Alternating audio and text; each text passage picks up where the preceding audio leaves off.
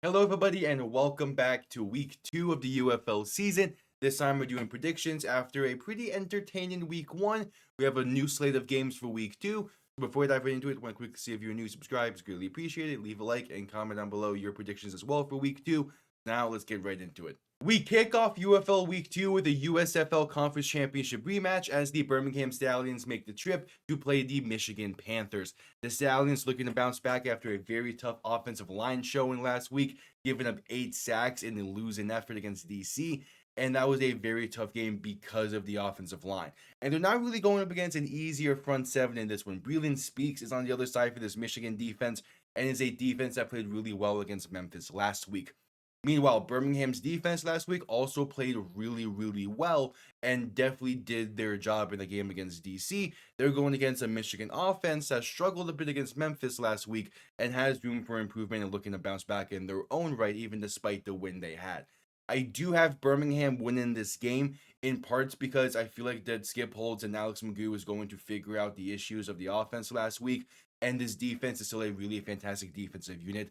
I just don't fully trust what we've seen from Michigan's offense with the fact that it's kind of a 2 QB system. I don't fully like Bryce Perkins or Danny Etling, and their ground game feels like there's something missing to it. But I feel like this can be a really good game nonetheless. I just happen to have Birmingham winning this game. Next up on Saturday, the Memphis Showboats make the trip to play the DC Defenders. One of the key things for Memphis in this one is that they're getting their head coach back. Ken Weisenhurst took a league of absence in week 1 due to personal reasons. He is back for this game, which very well could be a massive factor in this one, as he's also the main play caller for Memphis. And that plays in the factor of this offense left a lot to be desired for in week 1 between both Troy Williams and EJ Perry, and especially that ground game as well. But they have something, at least. There's something to build off of and a foundation there for this team, especially because their defense played really well against Michigan's offense. DC coming off of a great win in week 1 for the interim head coach Shannon Harris. And again, the offense, some stuff to work on. Jordan Teamu didn't play the greatest of games. The ground game wasn't the greatest, but it showed up when it needed to. And the defense especially played fantastically. Again, there was 8 sacks last week for DC's defense. I'm not expecting the same numbers in this one, but I am still expecting a very good defensive showing in what should be a pretty filled out stadium in DC. So I do have the Defenders winning this game. And a lot of it is just I still don't trust Memphis, though they are giving me a little bit of signs there that they have improved as a team. Just need to see it really come together, and now that they have their head coach back, we could be seeing it shortly. But until then, I'm gonna ride against them and go with DC for to win this one. The first game on Sunday is a little bit of a Texas clash as the Houston Roughnecks are traveling to play the Arlington Renegades. And Houston is a mess of a team. They did not play a good week 1. There was some kind of foundational issue with that team, and it's going to be a rough one again here in week 2. Arlington played such a fantastic week 1 against San Antonio, and especially with their ground game. Kalen Ballage ran the ball really well, and Houston in week 1 really got torched against the ground. So I'm expecting Kalen Ballage to have another fantastic day on the ground. I'm also expecting Day Hunter to be a little bit more effective on the ground. He played well in week 1. I'm expecting him to play better. I'm even expecting Luis Perez to play better as well. Although he didn't play bad in week 1, he played well, but I'm expecting him to really have a complete game in this one.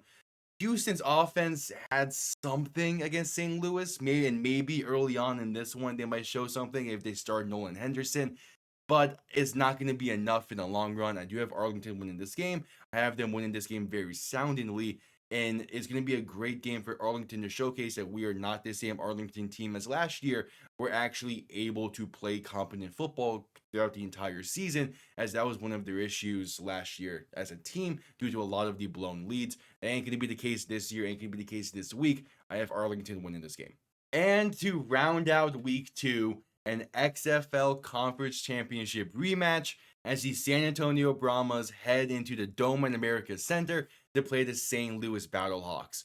And even with San Antonio struggling in week 1 against Arlington and struggling against Arlington's ground game, I still expect it to be a pretty damn good game. San Antonio definitely did not look good in week 1, but I do expect Wade Phillips and that team as a whole to be able to bounce back and play a more complete style. I am curious on how their run defense is going to be, though, San Antonio in week one really dominated the ground game, which was kind of an unexpected way for them to win against Houston. But Jacob Sailors played really, really well. Jarvion Howard played really, really well. Manny Wilkins played well both through the air and on the ground. And then even Max Duggan had a few good, had at least had one good carry in there as well. But this St. Louis team, because of what they're able to show defensively as well and offensively, I have them winning this game. This feels like a different and better St. Louis team than what we saw in previous years, which is something because St. Louis has always been one of the top teams in the XFL. So the fact that they feel better this year, it is still early on in the season, but they feel like a better team is really impressive. And San Antonio starting the season off rough if they do lose this game. It's going to be a long journey ahead for them, but I do feel like San Antonio is the type of team where they kind of need this adversity because there was a lot of change offensively with this team from last year to this year, and Kellen Mond struggled in week one, probably going to struggle again in week two, but I do expect him to play a little bit better, just not enough in this one. Okay, so there you have it. My predictions for week two of the UFL season. I will be live for all of these games just like last week.